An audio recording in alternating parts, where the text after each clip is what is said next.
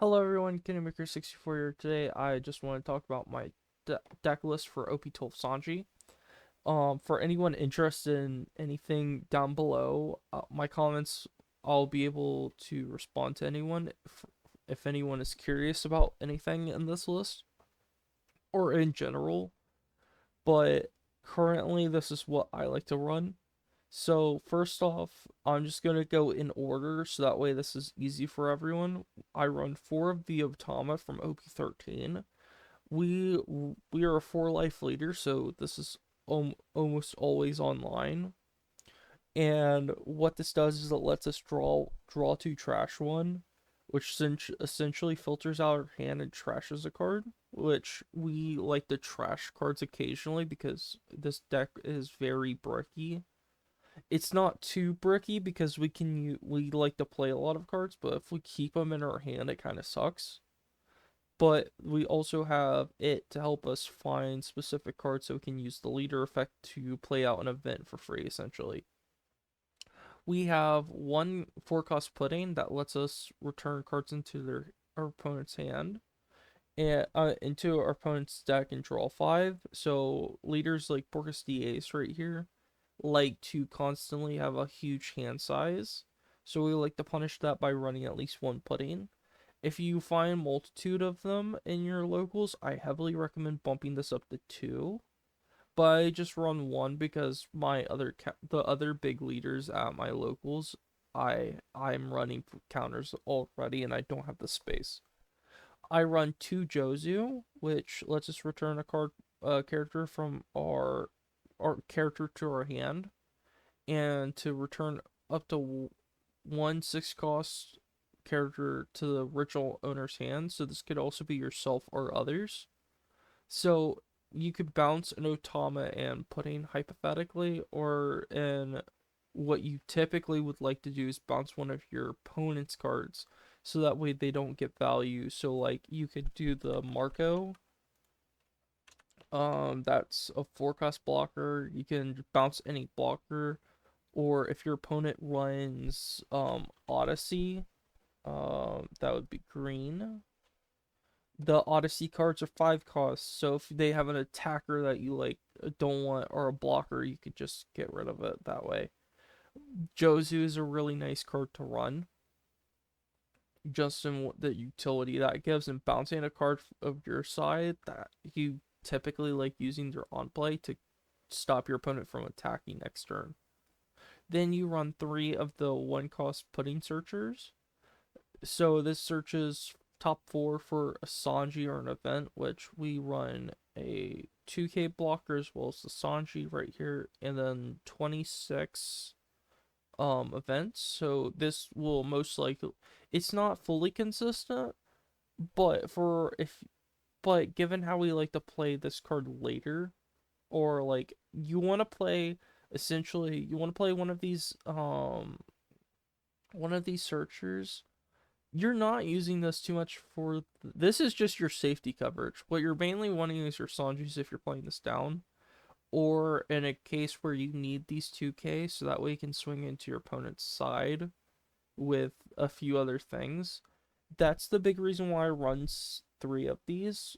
However, I don't think besides the search, this is not the best searcher, so some people would probably prefer running other things in this deck. I just like running it because of the utility that I've seen in a few matchups like Zoro and Emu, which weirdly you could use other. This card synergizes with a few things, which I'll explain in a minute. Then you have 4 of the 3 cost Sanji, which is a simple card for anyone that plays this deck. That's an always 4 of. It is a brick, but it's a character card that gains plus 1k for every 5 events in your trash. So this is a slightly worse and slightly better Jesus Burgess.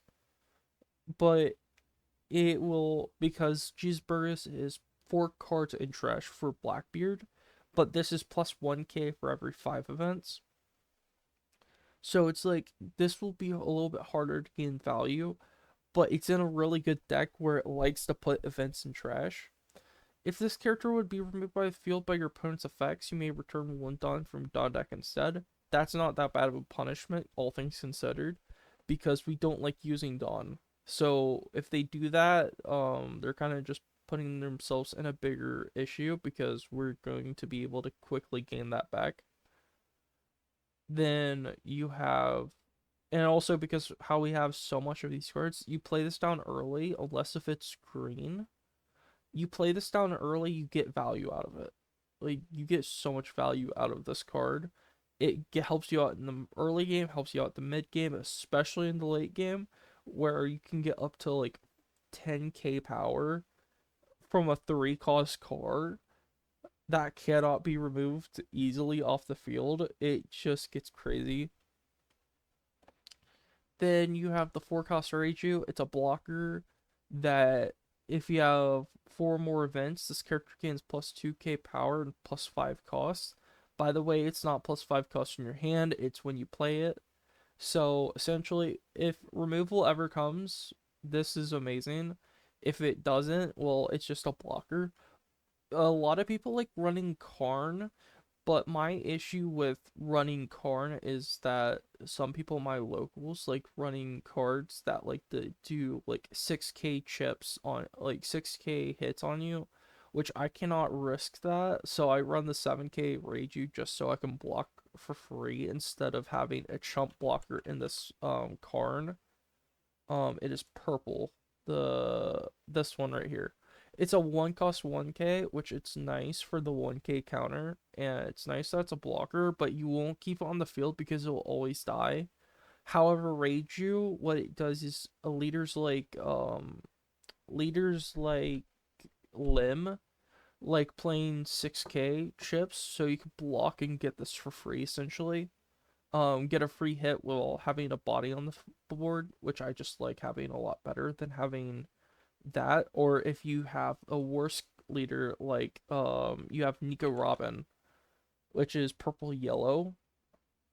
This likes to have banish, and so I know someone at my locals that directly plays this card. I don't want to take risks, so I run 2 Reiju instead of 2 Karn. Then after that, I run 2 tech card. Actually, I'll explain the next one in a second.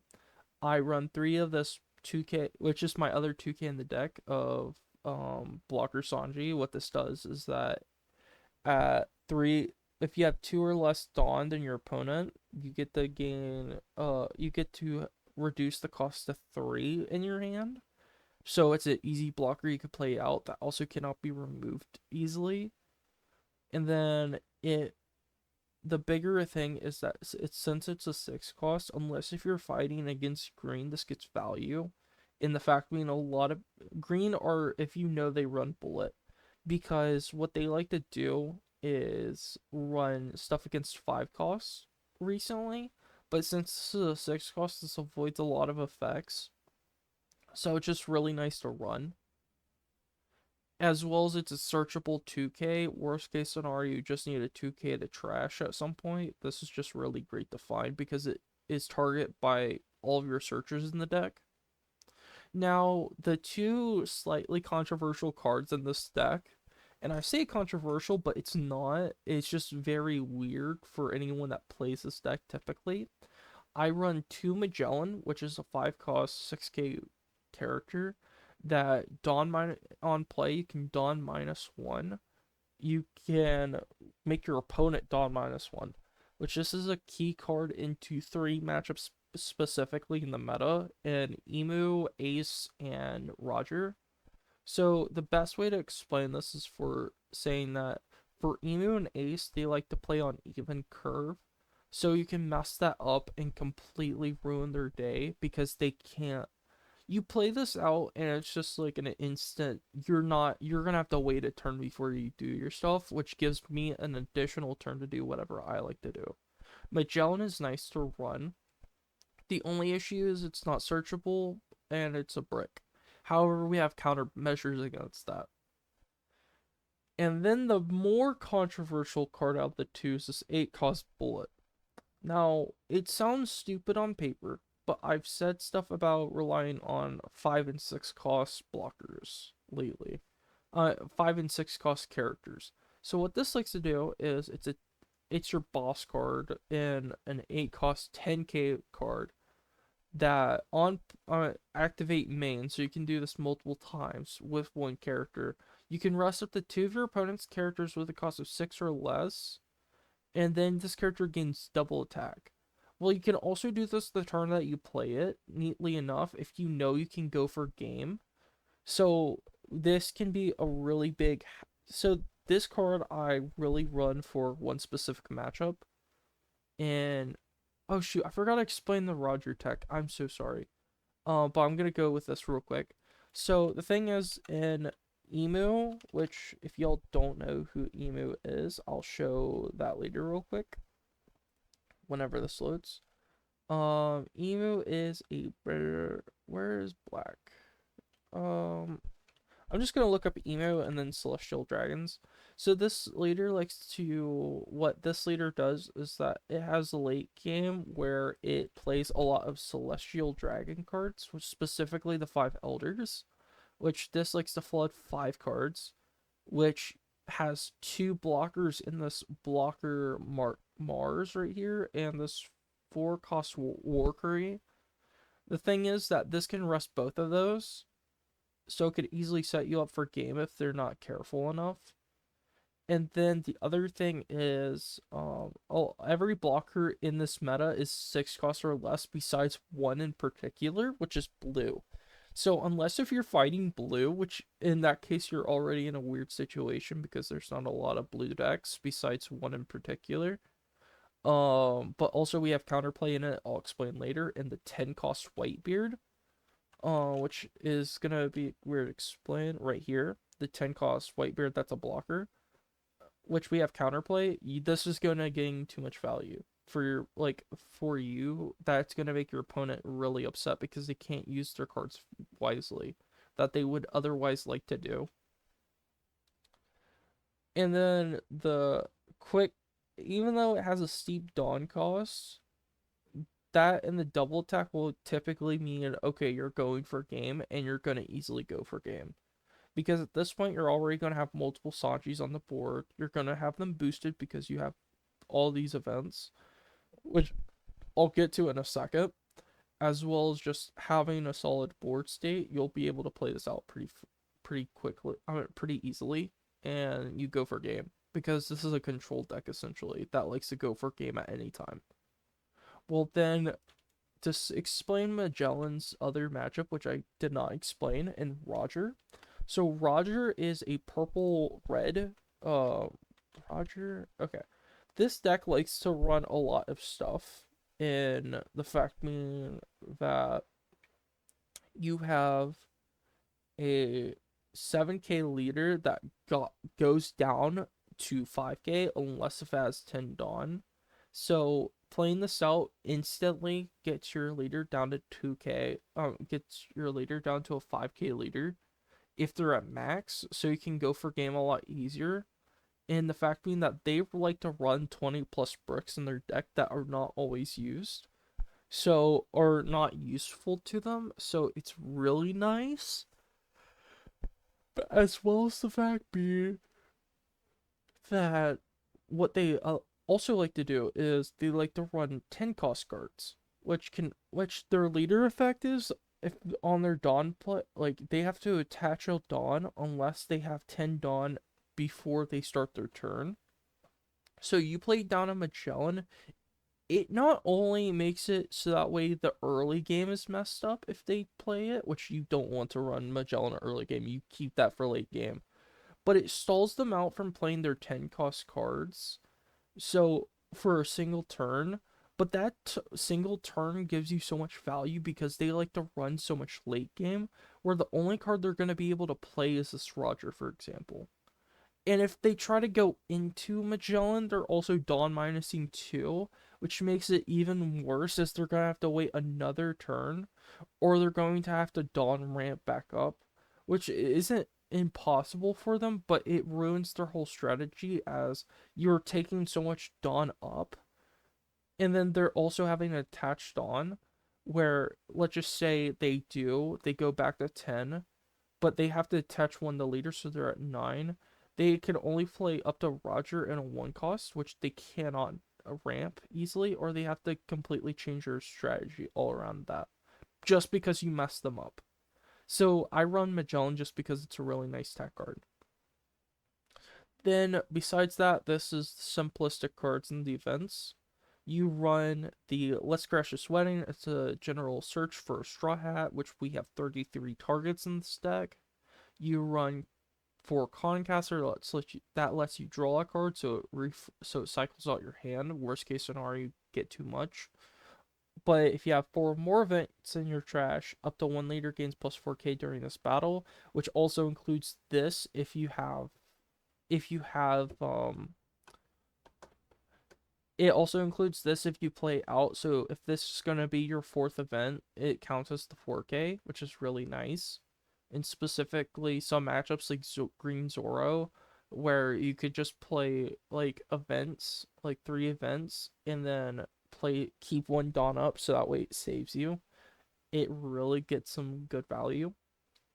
You run 2 Gum Jet Culverins that lets you return a base 4 or less to the owner's deck, which will typically be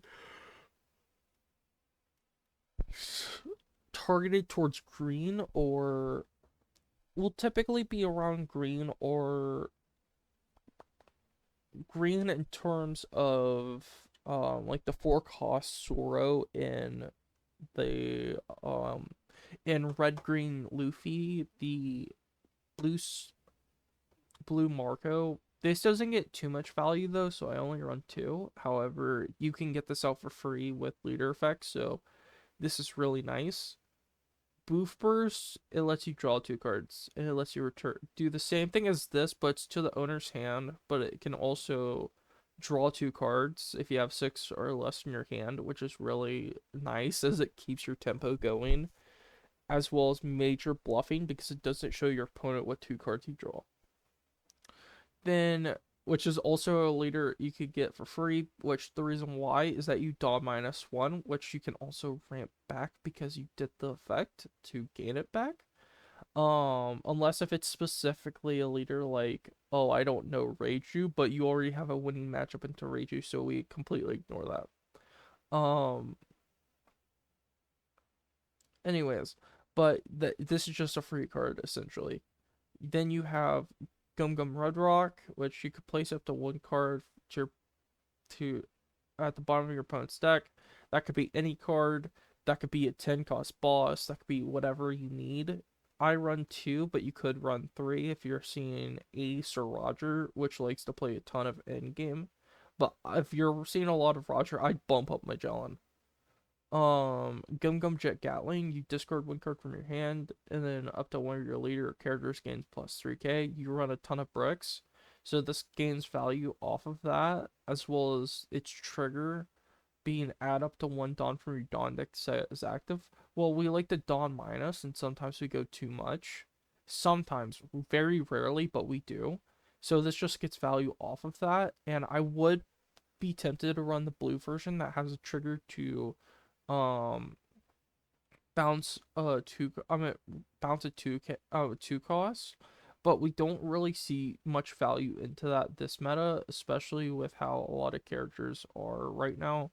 It doesn't really help us out too much, and like unless you're fighting a ton of green, I've not seen blockers that are like chump blockers recently. So I just like running the Jet Gatling instead, because that, and we run stuff like Bullet and Magellan and our Gum Giant, which I'll explain in a second, that like the Dawn minus. Gum Giant, this is a staple purple card. What it does is you Dawn -2, you trash a card, so it's like Gum Gatling, but costs 1 to gain plus 4k power. But then you get to draw those same cards that you trashed back, but you draw it from the deck. So you're filtering out your hand by trashing 2 cards you don't need, including this one, for the price of 1 Dawn and Dawn -2. But then you get to gain card value back, so you're having additional tempo on your opponent, which if you play 2 of these out after 10 Dawn, or you play 1 of these out, you can quickly get the Sanji online if you need to play blockers out, or you need to play cheap, or for some reason you don't have any bodies that you have, you could play this out for 3 Dawn for 6k. but I heavily don't recommend playing out just for a 6k body because, well, that's not good value. But this is just really nice, which is why you run 4 of it. It's also protection against your leader characters like Bullet, because this protects any character or card, so this just is a nice card to run. This is Luffy King of Pirates. It's a general searcher that can, you look at the top 3 and you pick one at one, and you don't show your opponent. So the other 2 searchers I'm putting in Let's Crash the Sweating shows your opponent your cards. Well, this one doesn't, which can be a huge mind play, and whether it be you pick up a Bullet, so that could be your boss card and they don't know, or you could pick up a 2k and you don't, and your opponent doesn't know what you're restricted on. So it just gives your opponent a lot of questions that will not be answered. And then the last card that we run is Brochet Blow, which is a 3 cost. So synergizes with the leader effect. That will, that if you have your Dawn equal or less than, which guess what, your leader effect directly does that. Um you can draw 1 card and then give up to one of your opponent's characters minus 3k. So you can use this to essentially let, so you could either get a big body down to an average body. So like you could swing into Bullet really easily with your Sanjis or whatever. Or what I like to do is have for specifically the emu matchup, so Celestial Dragons again. All these characters are 5 costs on your turn because this guy bumps up to 2, bumps it up to 7k power, but only in, oh wait, no. Oh wait, yeah, it's only your turn. So on your opponent, so on your turn, not their turn, Jesus Louise, but on on your turn attacking into Emu, they are 5k bodies, so you can use this and your puddings get value without using any Dawn. Which they only like playing 5k bodies, so that's just really nice. And like it gives you an additional value. But this is just a nice one of, because you're not going to use it too much, but when you do, it's nice. That is the end of my deck list, and I'll be recording some videos later today of what I like to be running for this leader. I wish you all the best, and if you have any questions, leave them down below, and I'll be free to answer them. I hope you all have a great day, and I'll see you all later. Peace.